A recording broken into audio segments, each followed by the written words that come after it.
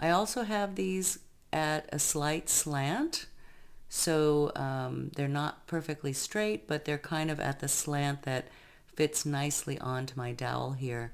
And I'm going to position the wire so that the loop sits on this open flat part on top, and I can use just the edge of the dowel to make the second part of the round crescent.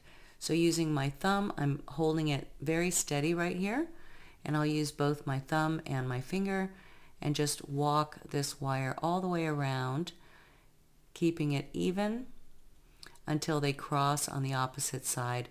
And I just want to make sure this crisscrosses in the center. So once they cross, I can put my thumb and my forefinger here and just slide all the way down to help complete this turn, and then just hold everything and make sure these two wires come around this dowel nice and even and back to horizontal. So if I look at it this way, the wire's actually vertical, and I've got a nice complete crescent shape in my wire. Okay, so just like that.